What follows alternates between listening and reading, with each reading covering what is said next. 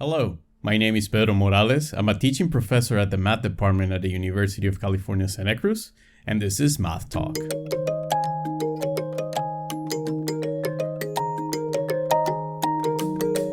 Let me share with you some of the important concepts that we talked in our classes of Precalculus and Linear Algebra. But before going into that, let me do a small reflection about taking breaks.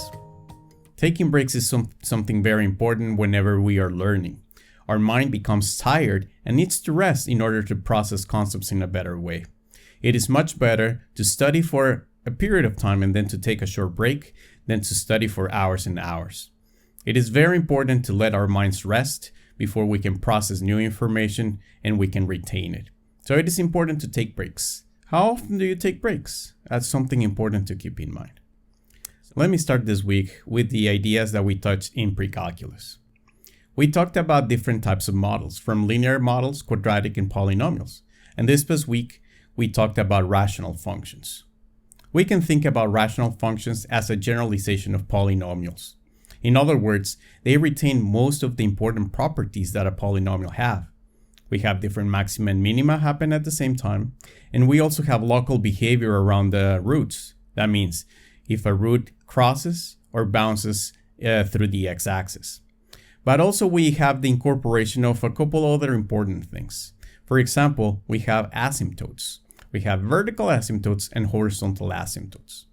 Vertical asymptotes are related to the domain of a function because they mainly arise from places where we divide by zero.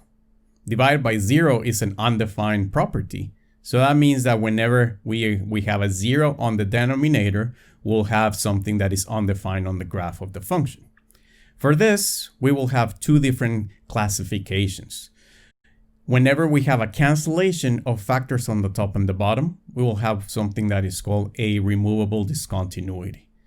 And in the graph, in the picture, what we will have is a hole or an open circle. Whenever there is no cancellation, we will have a vertical line. We will have a vertical asymptote. So these are the two important things that are coming from the forbidden points in a rational function. On the other hand, we have horizontal asymptotes. Horizontal asymptotes are basically numbers that the function is going to approach on both ends, on the right and on the left. And what we do in order to compute this is to analyze the leading coefficients of a rational function. That means we're looking for the coefficients of the highest powers on the top and the bottom. If both of these powers are the same, then we will have a horizontal asymptote, which is the division or the quotient of the leading coefficients. In the case that these powers do not match, if we have a higher power on the top, will mean that we have no horizontal asymptote. Whereas if we have a higher power on the bottom, that means that the horizontal asymptote is going to be equal to zero.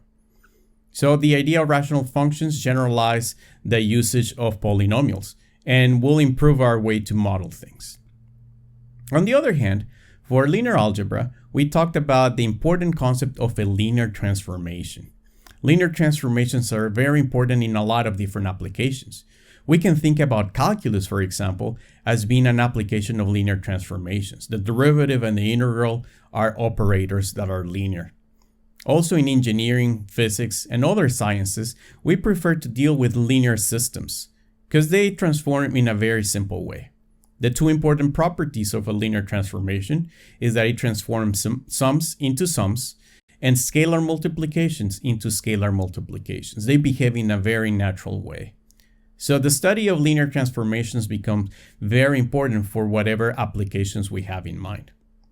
We talked about how we can represent linear transformations as matrices, and soon we will learn how to deal with linear transformations in the matrix world. That means we can do addition, composition, and other important operations for linear transformations using matrices. The important introduction that we did right now is that we can represent a linear transformation applied to a vector as a product of a matrix and a vector. This product behaves in a very simple way that reminds us a little bit about the dot product.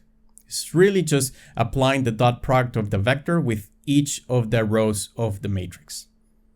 Applying this will make the understanding of a linear transformation a little bit easier because we can understand it as a system of equations as we've been dealing before.